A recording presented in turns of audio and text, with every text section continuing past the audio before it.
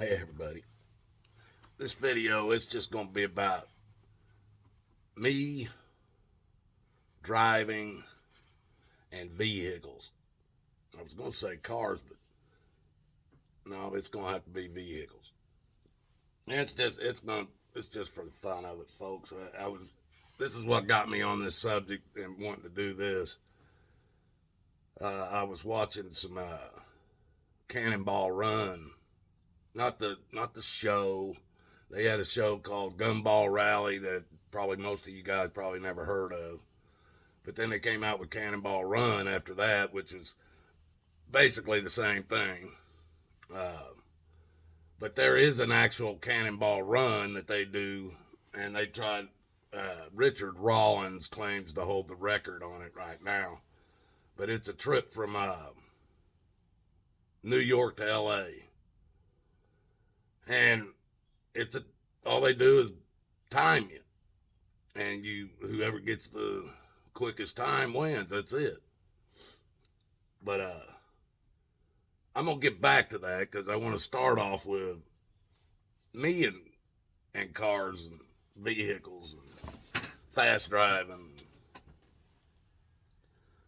Uh, I started off, people. My dad he must have had a love for motorcycles, but after he met my mom, he never had one while I was alive. But when he came home from the Korean War, he was let out basically in Washington State, and I'm not going to go into the story of how he was let out, but when he got out, he was in Washington State and he needed to get back to Nashville, and he told me that he went down, took off his money that he had in his banking account out, went over to the Harley dealership, bought a brand spanking new Harley, got on it and rode it from Washington State back to Nashville, Tennessee, where he lived. And so I kind of, he said what he did was he fell in behind the Greyhound because Greyhound buses used to run a lot. And he'd fall in behind them to stay close enough where the wind was just whipping over his head. It wasn't hitting him in the face. And he said, and then he goes, man, them damn Greyhounds, they'll cruise at 80, 85, 90 mile an hour back then. So he would just stay in behind them, let them cut the wind. And so I know my dad kind of had a love for motorcycles. He just had to give it up.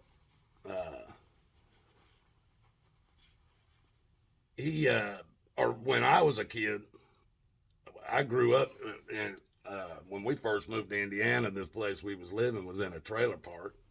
Seriously. And next door to us, this family lived there. These guys he had a son and a daughter. And the son was my same age.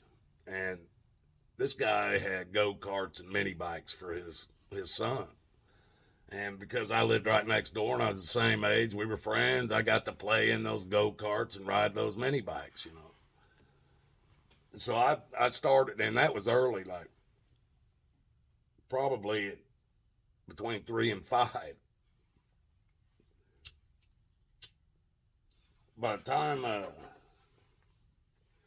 we got moved into the town that I grew up in and in our house, I was telling my parents I want a mini bike. I want a mini bike. No, you ain't getting no bikes. You ain't doing it. A bicycle, but no motorcycles or mini bikes.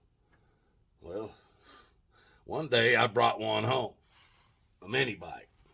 Now it was in pretty bad shape. The guy probably gave it to me. I'm pretty sure. I can't remember. I don't know how I would have paid him for it, but I either done some work for him or I think it was in bad shape, and when he gave it to me, it didn't even run. And so I brought it home, and my dad he finally. My mom, oh yeah, it don't run good. It ain't being fixed, and finally my dad broke down, and he took it and he sanded the frame all down, took the motor out, sanded it down, painted it. I got a picture of me sitting on it. I think I might have shown you guys a time or two. But he took a board that would fit on where the seat was, where he could bolt it on there, and then he took a hunk of foam and he covered over the board and the foam with it to make a seat out of it. Now it wasn't real pretty, but it damn worked. There wasn't no shocks on that mini bike, so you needed some cushion on your ass, you know. And he got it running and everything, and said, now it's running and everything. You're going to have to keep it running. You're going to have to learn how to do that. I ain't going to work on this thing for you. And so he would teach me when I needed the carburetor or throttle. He'd come out there and he'd make me do it, show me how to do it. And then that way I could do it from there on, you know. And till one day, that wasn't enough. I needed some gears and I wanted some shocks. And like I said, folks, when I was a kid, I shoveled snow during the winter and cut grass and delivered newspapers, and I did all kinds of stuff. We washed Myers ambulances. They on the weekend, we'd go in there and wash all their ambulances and shit, and clean them up for them and stuff. And one day I got a chance to buy a motorcycle. It was a Chaparral 100, which was made by Indian. And it had gears, I think 5 gears it had. That was a long time ago, folks. But it was a motorcycle. It was an enduro, actually. It had lights and turn signals and shit on it. And I bought that thing, brought it home. My mom come apart on, oh no, you ain't riding that damn thing. Oh no. Well, I rode it. Matter of fact, I ended up having to move out of the house and took it with me. But I ended up coming back. People wouldn't let me stay there forever. But when I come back now, by this time, hell, I was riding that thing to and from work. I didn't have no driver's license or a plate on it or nothing. But between where I was living and my job was mostly country road, so I could ride it off just right next to the cornfield running down the road. But I didn't. I rode it on the road. But cop came up, I'd be off in the dirt though. But when I turned 16, my mom and dad had bought a car that my sister had already been driving for a while now, because she was a little over a year older than I was. And they bought a car for her to use and told her, now when Brian gets his license, you're going to have to share it with him. And my mom and dad, hell, I thought I was going to die before they ever gave me that license so I could just drive, you know. I just thought I was going to die. I swear, I did, people. I never thought I'd live long enough to get that license. And I did. Now, before I got my license, my mother used to tell me all the time, I'll give you 2 weeks. 2 weeks I'll give you, and you'll have that car totaled. I said, nah, Mom, I won't do it. I won't do it. No way, not 2 weeks.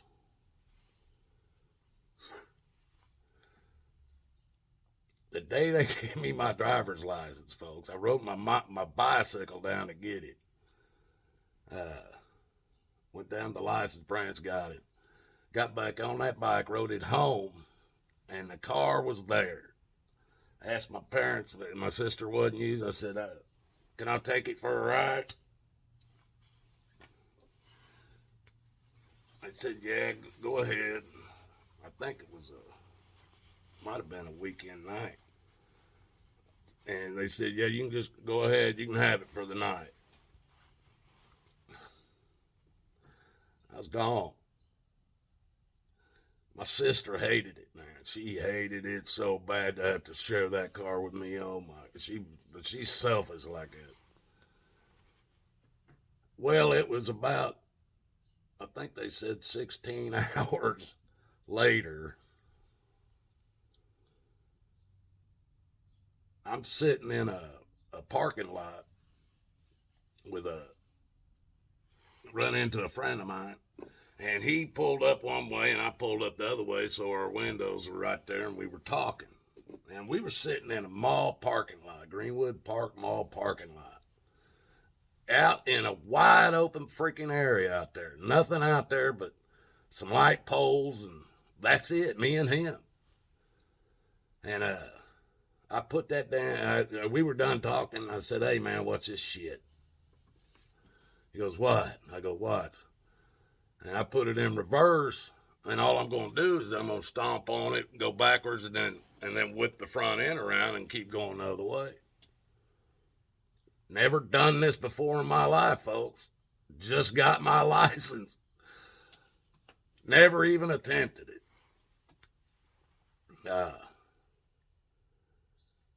I put it in reverse and I stomped on it. About the time I thought I should cut that front wheel around, I whipped that steering wheel, looking over my shoulder and shit. Didn't see that freaking light pole. Now, that light pole stood about 80 feet in the air and had about 5 foot of concrete at the base of it and about 4 feet wide, thick, around that damn pole. Keep people from hitting it and knocking it down. Well, I hit that thing at full throttle in reverse, cutting the freaking car, brought it around, slammed right into that concrete. The whole ass end of the car, folks, was rusted, a bucket of crap anyway. It was an old 1968 or 69 Plymouth Fury, and the back quarter panels on them, you'd go down the road and they'd flop like this because they was so rusted out. Well, that didn't give it any strength. I pushed the whole bumper and every damn thing. I crammed it up by the back window. And at that time, you had to have an inspection sticker. Well, somebody called the cops, and the cops showed up. He scraped the inspection sticker off, told me to take it home. So I took it home. I parked it down the damn street. I didn't even take it to the house. My sister saw it first. Came home screaming, my mom and dad, he totaled that car, he totaled that car. And they made me go get it. 16 hours. My mom gave me 2 weeks. I beat that by a long shot. Challenge accepted.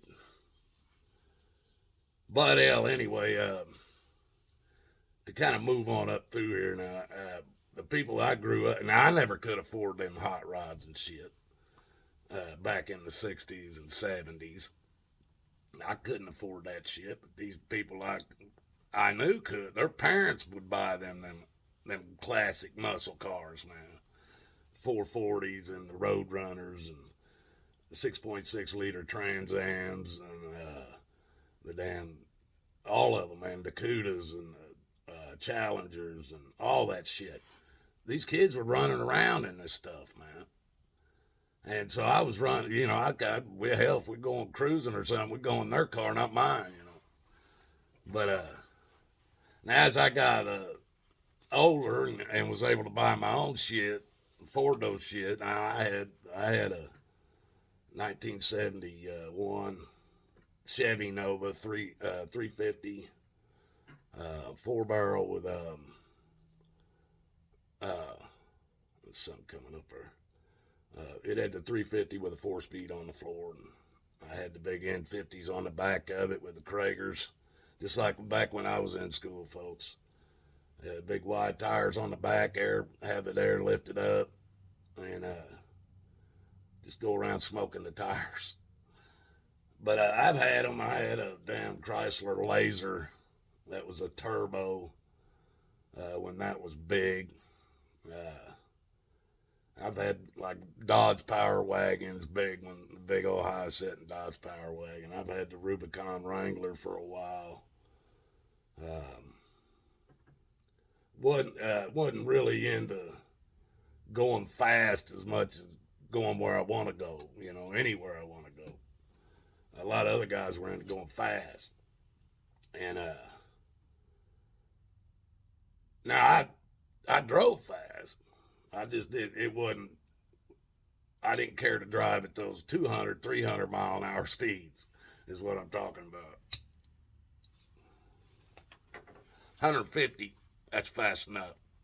Don't need to go any faster than that in a car or a truck, and I wouldn't even go that fast on a motorcycle. I've done about 108 mile an hour on a dirt bike that I built, a CR 250, but it was a racing bike. It would top out probably about 115. I had it up about 108. They I had this. Now this is what got me on this Cannonball Run. I was watching this Cannonball Run stuff, and they're talking about, these guys have used Lamborghini anywhere from a $200,000 car to a $1.5 million car to run this Cannonball Run. Now, it ain't like they can just get out there like on a racetrack and fucking open it up just on the interstate and just run it wide open all the way across the country. They can't do that. If they get pulled over and given a ticket, that adds time to their run. Could add an extra hour. And if they know this run is happening, and if you get busted and they think you're in that run, hell, they'll put you in jail and impound your damn car. Especially if you're running over 100 some mile an hour and getting nailed doing it. But it kind of makes me laugh because they're spending all this damn big money just to get this damn time on that run. Now, these damn Ferraris and these Lamborghinis and these fucking cars that'll run 200, 250 mile an hour, maybe 300, I don't know. They claim 300. They can't do that on these freaking roads. They can get out west there, now them long straightaways and shit out there, they can open it up, they can run it, they can run it up a bit out there.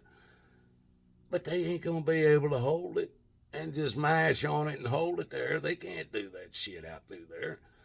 Hell, if you moving at 250 mile an hour, you come flying up on somebody so fast you ain't gonna get stopped before you plow into them. So they're doing this in these Ferraris and these Lamborghinis, and at top speeds, maybe they're hitting 150, where they're cruising at 150. Well, folks, when I was a kid, them damn cars registered. They went from 120, some of them registered, to up to your big block cars and shit. They registered 150 mile an hour on the speedometer. If those cars wouldn't do but 120, I heard somebody tell me a damn Roadrunner 440 with a six-pack wouldn't do but around 120 mile an hour topped out. I said, well, you're fucking ignorant, because I was in one in the fucking probably 70s, late 70s. I was in one, and he buried the speedometer, 150, and it went another 5 or 8 miles an hour on past the 150 mark. Clown want to tell me a damn Roadrunner with that motor in it won't do 150. Oh, bullshit. And these damn cars today, my wife's car, damn 2017 Ford Escape. It's got a 1.5 liter 4-cylinder with a turbo on it. 1.5 liters with a turbo, 4-cylinder. And I had it at 110. I had that thing at 110 mile an hour going down I-80 just to see if it would do it. And it did it. This clown wants to tell me a 440 Magnum with a 6-pack on it won't do 150. That's people that don't know their fucking ass from a hole in the ground.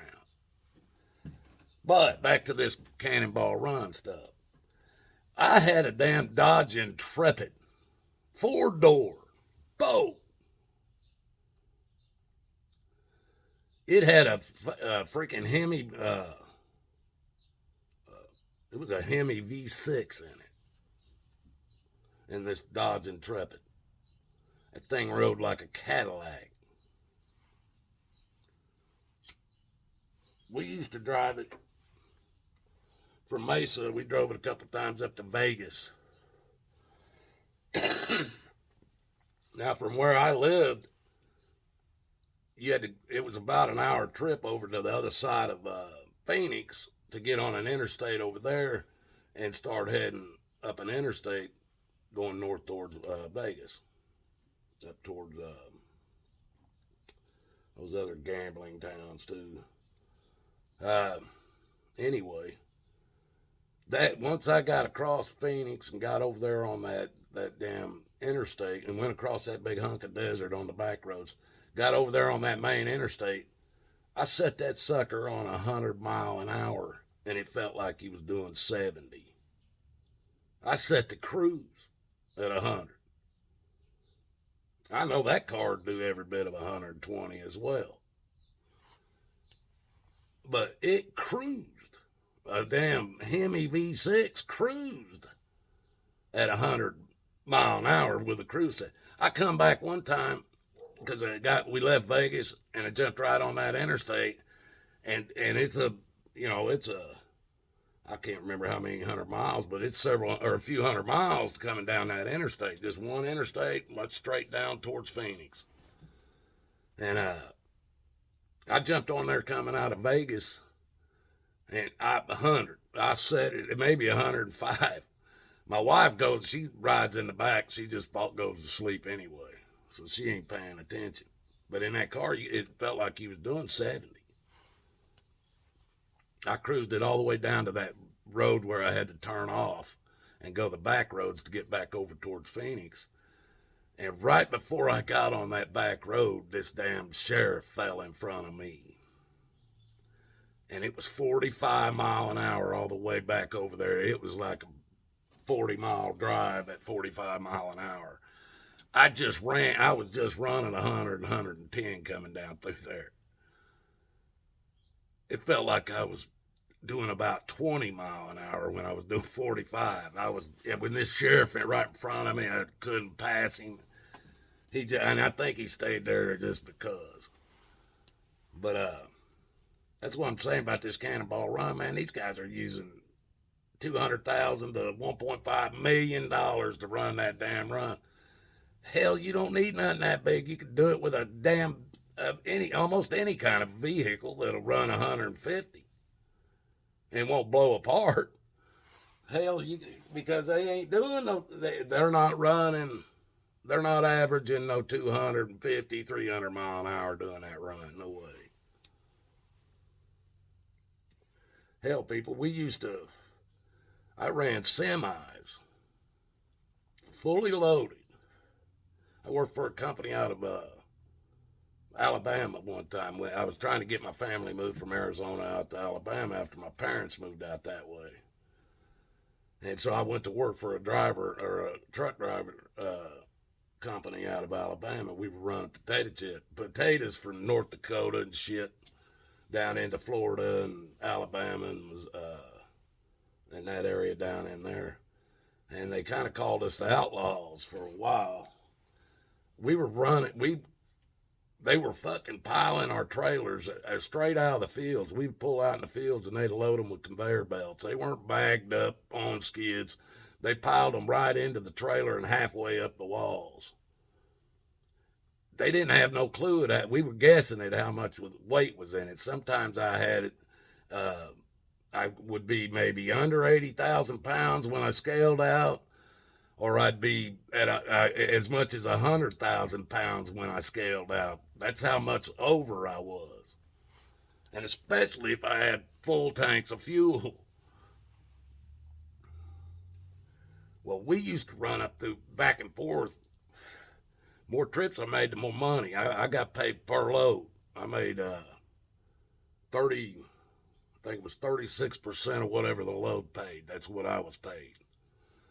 So if I was sitting in Alabama when it got unloaded, I'd be in North Dakota or up in Montana or not Montana, uh, Wisconsin or somewhere up there in about 17 to 20 hours in a semi running over 90 mile an hour. In some cases, we were running 100. We ran one time, we were about 9 deep. It was downpouring about 2 o'clock in the morning. We're running about maybe 20 feet off of each other's bumpers at 90 mile an hour, freaking going from coming up from Alabama going into Wisconsin, up into Green Bay, because we had to be up there by the next morning. And we ran that damn thing and made it. And semis. And some of them semis, make no doubt, some of them semis will run at 150 fully loaded with no problems, cruise. And ours were opened up. We were running those big diesel cats, 500 horse diesels. They'd run one time, and we would go.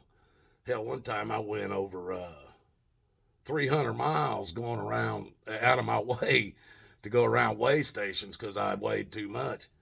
And other times I pull in the back of a damn truck stop way in the back, kick open my doors and start kicking damn potatoes out of the back of my damn trailer, man. Had to kick off 3 or 4 or 5,000 pounds of potatoes because I'd have to go across freaking scales.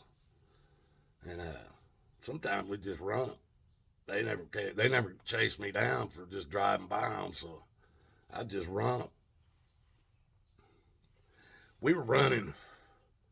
Hell, I had probably 4 or 5 log books in my damn truck. And depending on what day it was, which one I was using, I'd have to get up in the mornings, bring one of these log books up to wherever I was and make it look legal. And one time I got pulled into a damn weigh station, and the guy asked for my logbook, and I'm like, shit. The only thing that was real and that even lined up was the very first page. If he would have looked at the second page, it wasn't even going to match up to the days. I mean, it was about 6 days before that, the last time I used that logbook.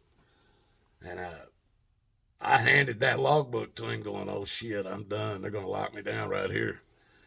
He looked at the first page and turned around and handed me the logbook back. Didn't even look through it. I got lucky. He would have locked my truck down right there for probably,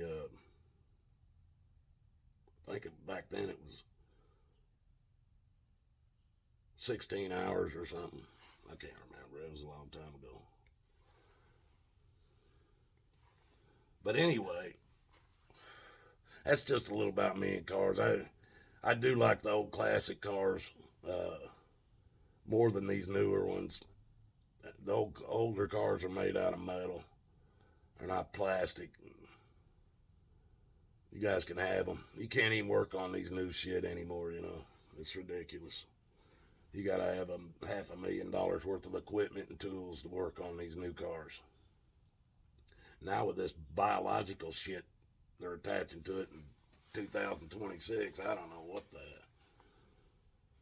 what they're moving to now, but anyway, I hope you guys enjoyed that. I don't know if you're gonna like it or not. Just something I wanted to talk about. You don't need a damn gazillion-dollar car to run a 2,000-mile race when you're only cruising at best, you're averaging maybe 90 mile an hour. You ain't even averaging 150. All right, guys. God loves you, and so do I. Have a good one out there. I didn't have nothing to rant about, so this is what you get. I love you guys.